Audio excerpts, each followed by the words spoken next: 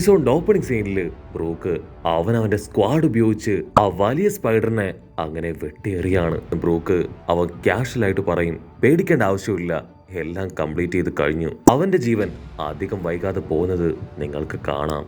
അപ്പൊ അവിടുന്ന് അങ്ങനെ സൂം ചെയ്ത് ആ സ്പൈഡറിനെ കാണിക്കും. അത് നിലവിളിച്ച് കരയുമ്പോ അതിന്റെ വായിലൂടെ ഒരു കറുത്ത ദ്രാവകം പുറത്തേക്ക് വരും. അത് മറ്റൊന്നുമല്ല, അതിന്റെ ജീവനാണ്. അതിപ്പോ പുറത്തേക്ക് പോവും. അത് കണ്ട് അതിന്റെ അസിസ്റ്റൻസ് അയ്യോ ബോസ് എന്തു പറ്റിയെന്നൊക്കെ പറഞ്ഞ് അതിന്റെ അടുത്തേക്ക് ഓടിക്കോടും. ജീവൻ നഷ്ടപ്പെട്ട് ആ സ്പൈഡർ അത് താഴേക്ക് വീഴും. എലികൾക്കാണെങ്കിൽ അത് സഹിക്കാൻ കഴിയില്ല. ഞങ്ങളുടെ മാസ്റ്ററിനെ നീ കൊന്നുവല്ലേ, ഒരു കാരണവശാലും നിന്നെ ഞാൻ വെറുതെ വിടില്ല എന്ന് പറഞ്ഞ് അവറ്റകൾ അങ്ങനെ മുരച്ചു നിൽക്കും. ഫ്രാങ്കിക്കാണെങ്കിൽ ഇപ്പോഴും ആ ഷോക്ക് വിട്ടു മാറിയിട്ടില്ല. എങ്കിലും എങ്ങനെയായിരിക്കും അവനതിനെ കൊന്നിട്ടുണ്ടാവുക? ഫ്രാങ്ക് ഡയറക്റ്റ് ആയിട്ട് അത് ബ്രൂക്കിനോട് തന്നെ ചോദിക്കും. അതിന് ബ്രൂക്ക് പറയും, ഞാൻ അവനെ പ്യൂരിഫൈ ചെയ്തു. അത് കേട്ട് ആ എലികള് അവറ്റകളാണെങ്കിൽ ഇപ്പൊ അവിടെ നിറഞ്ഞ പുറഞ്ഞ ഓടാൻ തുടങ്ങും. ബ്രൂക്ക് ഫ്രാങ്കിയോട് പറയും, നിങ്ങൾ പേടിക്കേണ്ട ആവശ്യമില്ല, ആക്ച്വലി ഈ ഐലാൻഡിനെ കുറിച്ച് എനിക്ക് കുറച്ച് കാര്യങ്ങളൊക്കെ അറിയാം. ഉടനെ ഫ്രാങ്കി പറയും, ലൂഫിയെയും സോറോയെയും സാഞ്ചിയെയും അവരെ ഒന്നും കാണാനില്ല. നാമി ഉസോപ്പും ചോപ്പറും അവരെവിടെയാണെന്ന് പോലും ഒരു പിടിയുമില്ല. എങ്ങനെയെങ്കിലും അവരെയൊക്കെ കണ്ടെത്തണം. ബ്രൂക്ക് പറയും, ടെൻഷൻ ആവേണ്ട ആവശ്യമില്ല, നമുക്ക് എങ്ങനെയെങ്കിലും അവരെ കണ്ടെത്താം. നമ്മുടെ ടീമിലുള്ള ഒരുപാട് പേരെ നമുക്ക് നഷ്ടമായിരിക്കുകയാണ്. നിങ്ങളെപ്പോലുള്ള മന്ദബുദ്ധികളെ കൊണ്ട് യാതൊരു യൂസും ഇല്ല എന്നൊക്കെ പറഞ്ഞ് അവനിപ്പോ നമ്മുടെ ആൾക്കാരെ കളിയാക്കും. ഫ്രാങ്കിക്കാണെങ്കിൽ അത് കേട്ട് സഹിക്കില്ല. നിനക്കെത്ര ധൈര്യം ഉണ്ടെങ്കിൽ എന്നെ കളിയാക്കും ചോദിച്ച് അവൻ കയ്യിലുള്ള പീരങ്കി അത് പുറത്തേക്ക് എടുക്കും. അതിന് റോബിൻ പറയും, അവൻ തമാശ പറഞ്ഞതാണ്, മാത്രമല്ല അവൻ ഒരിക്കൽ മരിച്ചതല്ലേ. ഉടനെ ബ്രൂക്ക് പറയും, ഞാൻ 10 വർഷമായി ആ ഒരു കപ്പലില് റഡാർ പോലും ഇല്ലാതെ യാത്ര ചെയ്തുകൊണ്ടേയിരിക്കുകയാണ്. ഞാൻ ഈ ഐലാൻഡിൽ നിന്ന് രക്ഷപ്പെടാൻ ഒരുപാട് ആഗ്രഹിച്ചെങ്കിലും ഈ ഒരു അലയിലാണ് ഞാൻ ഇത്രയും കാലവും ജീവിച്ചത്. സോ അതുകൊണ്ട് തന്നെ അത്രയും പെട്ടെന്നൊന്നും എനിക്കിവിടെ മറക്കാൻ കഴിയില്ല. ലൂഫി എന്നെ നിങ്ങളുടെ ടീമിലേക്ക് ക്ഷണിച്ചതുപോലെ തന്നെ ഈ ത്രില്ലർ പാർക്കിലേക്ക് എന്നെയും 5 വർഷങ്ങൾക്ക് മുൻപ് ഇൻവൈറ്റ് ചെയ്തതാണ്. സോ ആ ഒരു അവസരം മുതലെടുത്ത് ഞാൻ ഈ ഫ്ലോറിയൻ ഐലാൻഡിൽ കറങ്ങി നടന്നു. പല്ല് ഫിക്സ് ചെയ്യാൻ പറ്റിയ ഒരു റഡാർ, അത് മാത്രമായിരുന്നു എന്റെ ലക്ഷ്യം. പക്ഷേ എല്ലും കൊട്ടും അസ്ഥി കഷ്ടങ്ങളും അല്ലാതെ മറ്റൊന്നും എനിക്ക് ഇവിടെ നിന്ന് കണ്ടെത്താനായില്ല. ആക്ച്വലി ഈ ഒരു ഐലാൻഡിൽ നമ്മുടെ ആൾക്കാർ എന്തൊക്കെ നേരിട്ടോ അതുപോലെ തന്നെ അവനും ഒരുപാട് കാര്യങ്ങൾ നേരിട്ടു. അതിനുശേഷം എല്ലാവരും ചേർന്ന് പിടിച്ച് ഈ മാൻഷനിലേക്ക് കൊണ്ടുവന്നു. മാൻഷനിലേക്ക് വന്ന ബ്രൂക്ക് അവൻ കണ്ടത് മാർഷൽ ആർട്സ് ഒക്കെ അറിയാവുന്ന ഒരാളെ കെട്ടിയിട്ടിരിക്കുന്നതാണ്. അവന്റെ തൊട്ടടുത്തായി മരിച്ചു കിടക്കുന്ന ജീവനില്ലാത്ത അഴുകി തുടങ്ങിയ ഒരു ഡെഡ് ബോഡി. ഉടനെ ആ മെയിൻ വില്ലൻ അവൻ അവിടേക്ക് വന്ന് അവന്റെ ഷാഡോ അത് അബ്സോർബ് ചെയ്യാൻ തുടങ്ങി. ആക്ച്വലി ഈ കാഴ്ചകളൊക്കെ തന്നെ ഞാൻ കണ്ണില്ലാതെ കണ്ടു എന്ന് പറഞ്ഞ് ഇപ്പൊ ബ്രൂക്ക് പൊട്ടിച്ചിരിക്കും. അങ്കിക്കാണെങ്കിൽ അത് കേട്ട് കൺട്രോൾ പോവും. സീരിയസ് ആയിട്ട് സംസാരിക്കുമ്പോണോ നിന്റെ ലോക്കൽ കോമഡിയും ചോദിച്ച് ഫ്രാങ്കി ഇപ്പോ അവനെ അറിഞ്ഞ പുറഞ്ഞ് ഷൂട്ട് ചെയ്യും. ബ്രൂക്ക് ആണെങ്കിൽ ഇപ്പൊ വീണ്ടും ഫ്ലാഷ് ബാക്ക് സ്റ്റോറി പറയും. ആ മെയിൻ വില്ലൻ മാർഷൽ ആർട്സുകാരന്റെ ഷാഡോ അതങ്ങനെ എടുത്ത് ആ ഡെഡ് ബോഡിക്ക് കൊടുത്തു. അതിനുശേഷം ആ ഡെഡ് ബോഡി അത് മാർഷൽ ആർട്സുകാരൻ ചെയ്യുന്നത് പോലെ ഒരുപാട് കാര്യങ്ങൾ ചെയ്യാനായിട്ട് തുടങ്ങി. കടലിലെ 7 വാർലോഡ്സിൽ ഒരുവൻ ആ ഗക്കോ മുറിയ അവനാണ് ഇതൊക്കെ ചെയ്യുന്നത്. നിങ്ങളുടെയും ഷാഡോസ് കളക്ട് ചെയ്ത് അവന്റെ സോൾജേഴ്സ് ആക്കി മാറ്റാനാണ് ഇവിടേക്ക് കൊണ്ടുവന്നിരിക്കുന്നത്. അവനും ഡെവിൾ ഫ്രൂട്ടിന്റെ പവർ ഉണ്ട്. സോ അവന്റെ കയ്യിൽ ഡെഡ് ബോഡി ഉള്ളിടത്തോളം കാലം അവനത് ചെയ്തുകൊണ്ടേയിരിക്കും. പക്ഷെ ഇപ്പോ അവനെ കഴിഞ്ഞ് വലിയ തലവേദന ആ ഡോക്ടർ ഹോക്പാക്കാണ്. ആ ഡോക്ടർ കൂടെ ഉള്ളതുകൊണ്ടാണ് ഗക്കോ മുറിയ അവനിപ്പോ ഇത്രയും സ്ട്രോങ് ആയി തീരുന്നത്.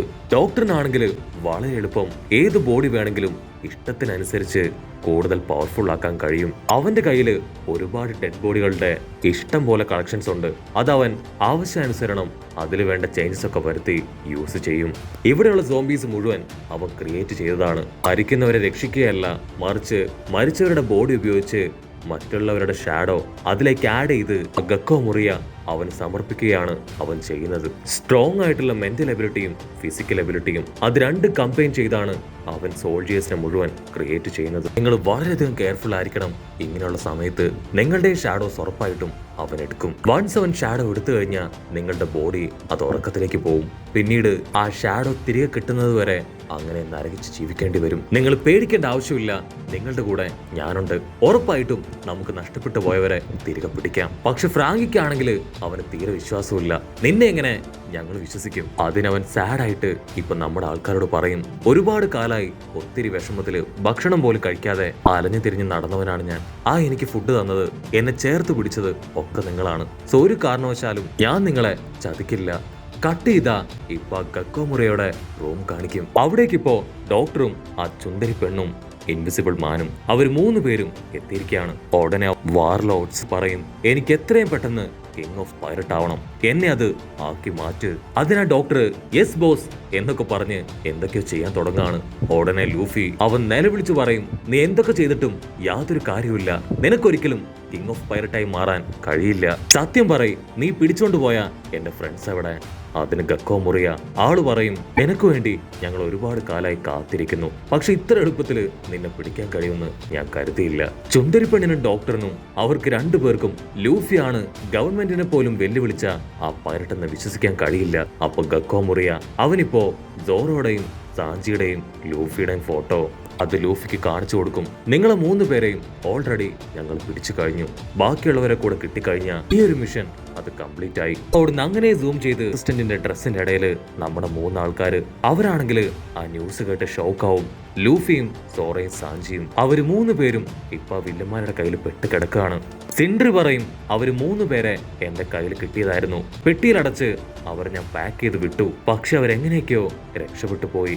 അത് കേട്ട് ഇൻവിസിബിൾ മാൻ അവന് കലിയളകും. നിനക്കത്ര ധൈര്യം ഉണ്ടെങ്കിൽ ഞാൻ കല്യാണം കഴിക്കാൻ പോകുന്ന പെണ്ണിനോട് ഇങ്ങനെ ചെയ്യും, നീ ഇതുപോലെ എന്തെങ്കിലും ചെയ്താ നിന്നെ ഞാൻ തട്ടിക്കളയെന്ന് പറയും.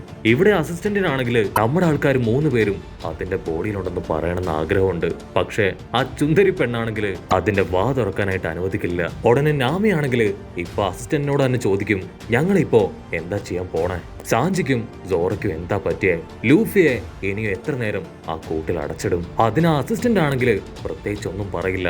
അത് വീണ്ടും ആ ചുന്ദരിയോട് നമ്മുടെ ആൾക്കാരുടെ കാര്യം പറയാൻ ശ്രമിക്കും, പക്ഷെ അവളാണെങ്കിൽ അപ്പോഴും അത് ഗവനിക്കില്ല. ഗക്കോമുറയ്ക്ക് അത് കണ്ട് കൺട്രോൾ പോവും.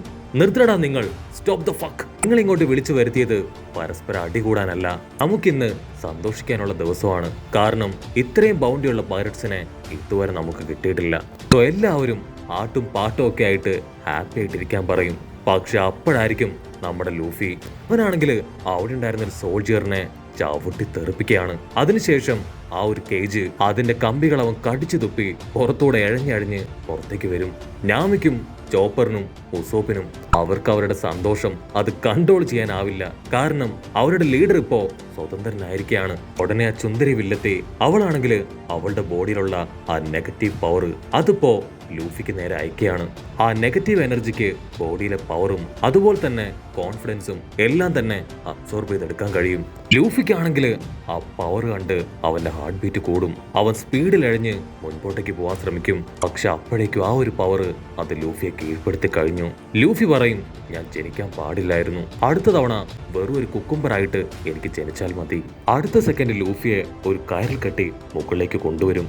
ലൂഫിക്ക് നേരെ വലിയൊരു വെളിച്ചം അടിക്കും. അപ്പൊ അവന്റെ തൊട്ട് താഴെ അവന്റെ ഷാഡോ കാണും. ആ ഗക്കോമുറിയ അവൻ സിമ്പിളായി ആ ഷാഡോ അതങ്ങനെ വലിച്ചു പറിച്ചെടുക്കും. വില്ലൻ കത്രിക എടുത്ത് ഇപ്പൊ ലൂഫിയുടെ ഷാഡോ അത് കട്ട് ചെയ്യാൻ പോവാണ്. അത് കണ്ട് ലൂഫി നോ എന്ന് അലറിക്കാറും. പക്ഷെ അപ്പോഴേക്കും ഗക്കോമുറിയ ആ സിസേഴ്സ് വെച്ച് ഇപ്പൊ ലൂഫിയുടെ ഷാഡോ അത് കട്ട് ചെയ്യാണ്. അതേസമയം ലൂഫി ആണെങ്കിൽ ബോധം പോയി താഴേക്കും വീഴും. 300 മില്യൺ ബറിക്ക് വർത്തായ ഒരു സോംബിയെ കൂടെ എനിക്ക് കിട്ടിയെന്ന് പറഞ്ഞ് അവൻ പൊട്ടിച്ചിരിക്കുന്നതോട് കൂടെ ഈ ഒരു എപ്പിസോഡും അവസാനിക്കുന്നു. എപ്പിസോഡ് ഇഷ്ടപ്പെടുകയാണെങ്കിൽ തീർച്ചയായിട്ടും ലൈക്ക് ചെയ്യാനും കമന്റ് ചെയ്യാനും ഷെയർ ചെയ്യാനും മറക്കല്ലേ. അടുത്തൊരു അടിപൊളി എപ്പിസോഡുമായിട്ട് കാണുന്നവരെ it's me with Mallu episode.